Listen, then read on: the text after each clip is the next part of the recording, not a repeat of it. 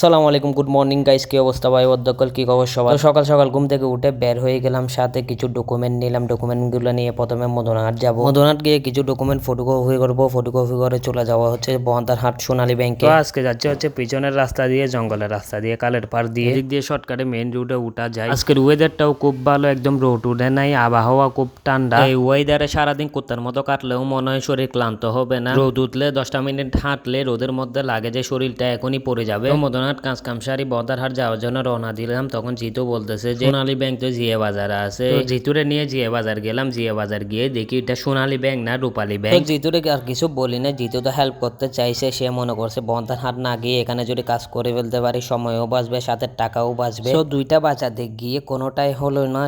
সময় গেল, সাথে গাড়ি ভাড়াটাও বেশি গেল। জিতুও হয়তো মনে মনে ভয় পাচ্ছিল যে গাড়ি ভাড়া তো ওর কারণে বেশি গেল, ওর থেকে নাকি আবার খুঁজবো না। জিতু ভয় পাওয়ার কিছু নাই, তোর থেকে আমি খুঁজবো না। জিতুর থেকে টাকা খোঁজা মানে মানবতার উপর বসে যাওয়া। তো এই ভুল করা যাবে না, নাইলে বড় ধরনের অভিশাপ লাগবে। আজকে অনেকদিন পর রাস্তার মাথা ডাইরেক্ট গাড়ি করে আসছি। এমনিতে তো মেস্তরঘাটা পর্যন্ত এসে নেমে যেতে হয়, এরপর হেঁটে হেঁটে আসতে হয়। আজকে শরীরের মধ্যে শক্তি আছে, তাই মনে হয় গাড়ি এতটুকু নিয়ে আসছে।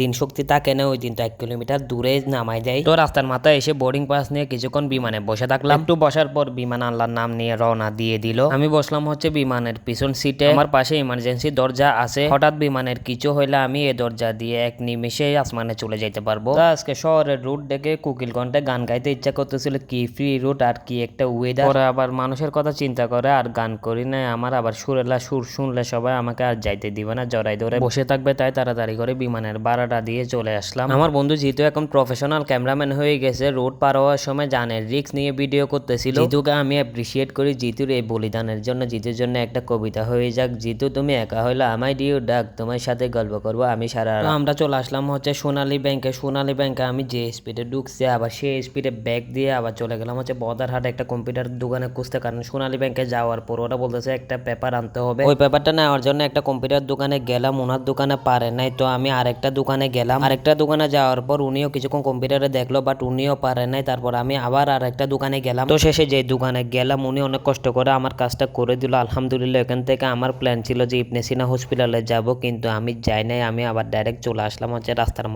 মাথা থেকে। এখন যাব হচ্ছে যে মদনাঘাটে আমার আবার কিছু পেপার আছে, ওইগুলা ঠিকঠাক করতে হবে। আমার মনে মনে অনেক টেনশন হচ্ছিল যে অ্যাপ্লাইটা করলাম ওইটা কি ঠিক হয়েছে কি ঠিক হয় নাই। কারণ এই জিনিসটা 2-3টা কম্পিউটারের দোকানে করতে পারে না। লাস্টে উনি কিভাবে করলো ওইটা নিয়ে আমি কনফিউজ ছিলাম। এখানে আমার প্রায় 3,000 টাকা আমার অ্যাপ্লাইতে লাগছে। পরে ভাবলাম যে এত টেনশন করে তো লাভ নাই, অ্যাপ্লাই তো করে ফেলছে, এখন কিছু করার নাই। তো মদনহাট এসে একটু আড্ডা দিলাম। আড্ডা দিয়ে মন দিল ফ্রেশ করে বাড়ির দিকে রওনা দিয়ে দিলাম। আজকের ভিডিও এতটুকু, ইনশাল্লাহ নেক্সট ভিডিওতে দেখা হবে। আল্লাহ হাফেজ।